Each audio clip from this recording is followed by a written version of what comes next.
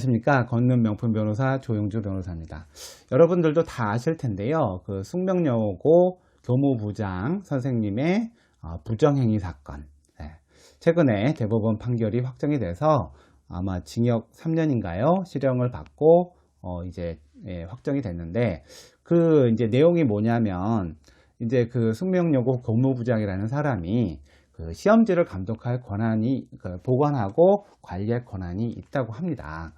근데 이제 딸이 쌍둥이인데 하나는 문과 하나는 이과였나 봐요. 근데 뭐 1학년 때 처음에는 전교 100등 밖이었다가 2학기 때는 전교 5등이 되고 2학년 되니까 전교 1등이 둘 다 전교 문과 이과 전교 1등이 되는 일이 생겼어요. 그래가지고 그 숙명여고가 되게 그 공부가 아주 세고 학부모들이 공부에 관심이 많은 지역인데 그래서 난리가 난 거죠. 그 학원과 안 하면서 어떤 애들이 갑자기 저 공부도 못 했었는데 갑자기 1등 하더라 해가지고 또 근데 아버지가 교무부장이더라 뭐 이러면서 이제 이게 뭐 문제가 돼서 조사를 이루어졌는데 그런데 아버지는 이제 교무부장은 계속 이제 인정하지 않았죠. 끝까지 대법원까지 난 한 적이 없고 애들이 그냥 갑자기 공부를 잘한 거다.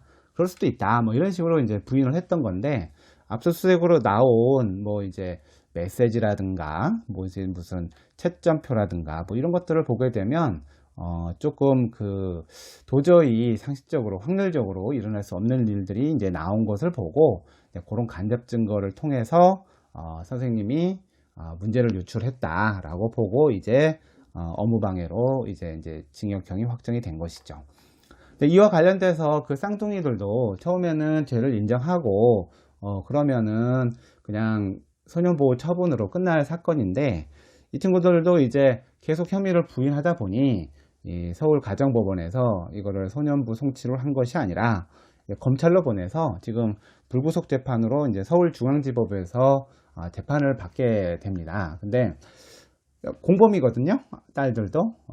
그래서 이 친구들 같은 경우에 이미 아버지가 대법원에서 유죄 판결로 확정이 됐으니 아무리 여기 와서 내가 안 했다고 한들 사실은 형사 판결이면 엄격한 절차, 엄격한 증거 방법을 통해서 유죄가 인정이 되는 거기 때문에 뭐 사실 이 쌍둥이들이 무죄를 받을 확률은 없죠, 사실은. 네.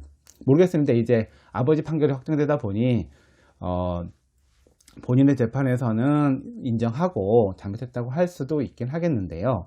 아무튼 사실상 이제 유죄 판결이 내려진 거나 마찬가지라고 할 수가 있겠습니다.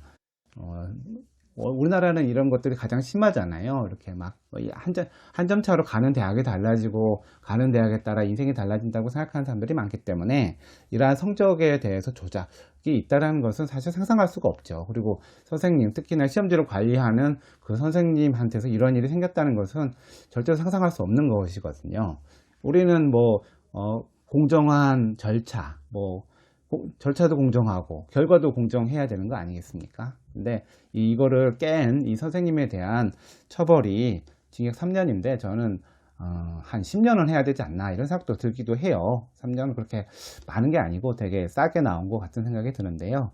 딸들에게도 같은 이 재판의 결과가 영향을 미친다라는 점을 말씀을 드리고 이 판결에 대한 소개를 마치도록 하겠습니다. 감사합니다.